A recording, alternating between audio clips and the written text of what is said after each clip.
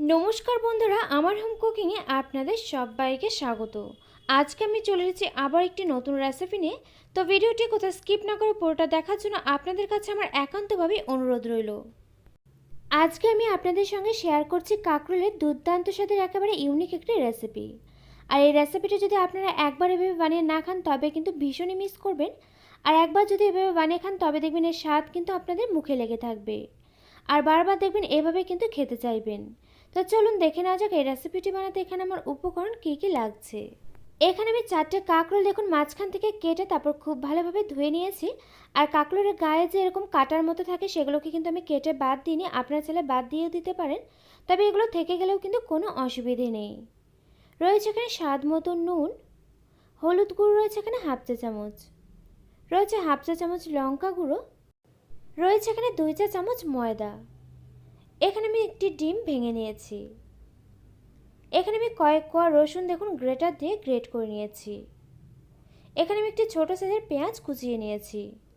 রয়েছে এখানে কয়েকটা কাঁচা লঙ্কা কুচি, রয়েছে এখানে পরিমাণ মতো ধনেপাতা কুচি। এখানে আমি একটি ছোটো সাইজের আলু সেদ্ধ করে খোসা ছাড়িয়ে কেটে নিয়েছি। এখন আমি প্রথমে কাঁকরোলগুলোকে সেদ্ধ করে নেব। এর জন্য দেখুন এখানে একটি কড়াতে দিয়ে দিয়েছি পরিমাণ মতো জল। এরপর দিয়ে দিলাম এখানে স্বাদ মতো একটু নুন। এরপর দিয়ে দিচ্ছি এখানে পরিমাণ মতো একটু হলুদ গুঁড়ো। নুন আর হলুদ গুঁড়ো দিয়ে এখন আমি খুব ভালোভাবে একটু জলের সঙ্গে মিশিয়ে নিচ্ছি। এরপর আমি এর মধ্যে দিয়ে দিচ্ছি এখানে একে একে কেটে রাখা কাঁকরোলগুলো দিয়ে এখন আমি উনুন আঁচটা হাই ফ্লেমেতে রেখে কাঁকরোলগুলোকে 60% মতো সেদ্ধ করে নিচ্ছি। অতিরিক্ত করে কিন্তু সেদ্ধ করে নেওয়ার এখানে কোনো প্রয়োজন নেই, 60% মতো কিন্তু সেদ্ধ করে নিলেই হয়ে যাবে। তো এখানে আমি ফিরে এলাম কিছু সময় পর। এখানে কিন্তু কাঁকরোলগুলো আমার 60% মতো সেদ্ধ করে নেওয়া হয়ে গিয়েছে। এখন আমি এগুলোকে জল থেকে তুলে নিয়ে ঠান্ডা করে নেব।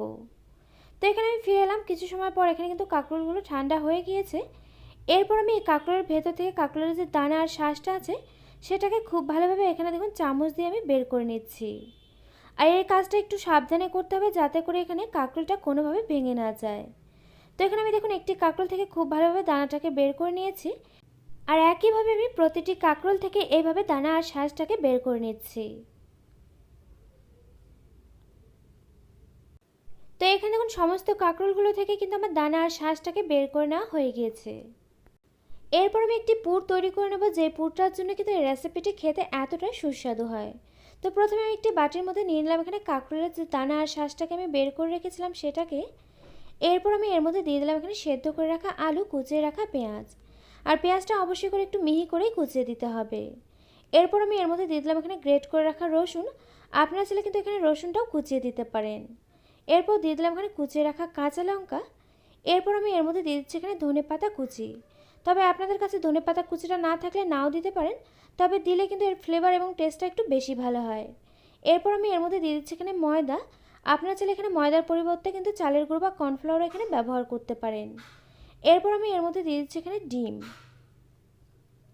এরপর দিয়ে দিচ্ছি এখানে স্বাদ মতো নুন। এরপর দিয়ে দিচ্ছি এখানে পরিমাণ মতো হলুদ গুঁড়ো। এরপর দিয়ে দিচ্ছি এখানে লঙ্কা গুঁড়ো। এগুলো সমস্ত কিছু দেওয়া হয়ে গেলে এখন আমি এগুলোকে হাত দিয়ে একটু খুব ভালোভাবে মেখে নিচ্ছি। আর এখানে যে কাঁকরোলের দানা আর আলুটা রয়েছে সেটাও কিন্তু হাত দিয়ে একটু খুব ভালোভাবে মেখে নিতে হবে, যাতে করে এখানে দানার দানা ভাব খুব বেশি একটা না থাকে। তো এখানে দেখুন খুব ভালোভাবে কিন্তু আমি মেখে নিয়েছি। এখানে কিন্তু আমার পুরটা একেবারেই রেডি হয়ে গিয়েছে।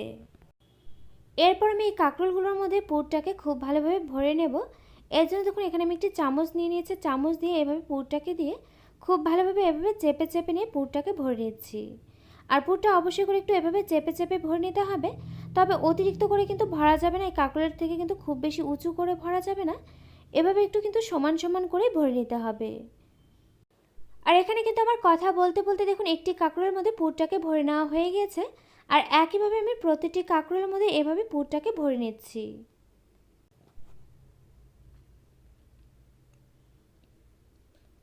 তো এখানে দেখুন একে একে কিন্তু আমার প্রত্যেকটি কাঁকরোলের মধ্যে পুরটাকে ভরে নেওয়া হয়ে গিয়েছে। এখন এগুলোকে শুধুমাত্র ভেজে নেওয়ার পালা।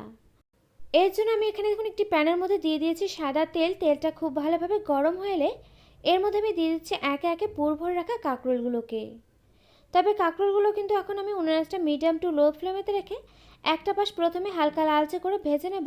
আর এগুলো কিন্তু ভাজার সময় অতিরিক্ত উনুন আঁচটা হাই ফ্লেমেতে রাখা যাবে না, একটু সময় নিয়ে কিন্তু ভেজে নিতে হবে। আর এগুলো যতটা সময় নিয়ে ভাজা হবে ততটাই কিন্তু খেতে এগুলো ভালো হবে। তো এখানে দেখুন কাঁকরোলটা আমার একটা পাশ হালকা লালচে করে ভেজে নেওয়া হয়ে গেলে এখন আমি এগুলোকে উল্টে পাল্টে নিচ্ছি। উল্টে পাল্টে নিয়ে এখন আমি অপর পাশটাকে বেশ লালচে করে ভেজে নিচ্ছি। আর যে দিকটাতে পুরটা ভরা থাকবে সেদিকটা এভাবে দুবার যদি আপনারা উল্টে পাল্টে নিয়ে একটু ভেজে নেন, তবে দেখুন পুরটা কিন্তু ভেতর থেকেও খুব ভালোভাবে ভাজা হবে। আর এই রেসিপিটি কিন্তু খেতে খুব ভালো লাগবে। তো এখানে দেখুন অপর পাশটা আমার লালচে করে ভেজে নেওয়া হয়ে গেলে এখন আমি কাঁকরোলগুলোকে আবারও উল্টে পাল্টে নিলাম।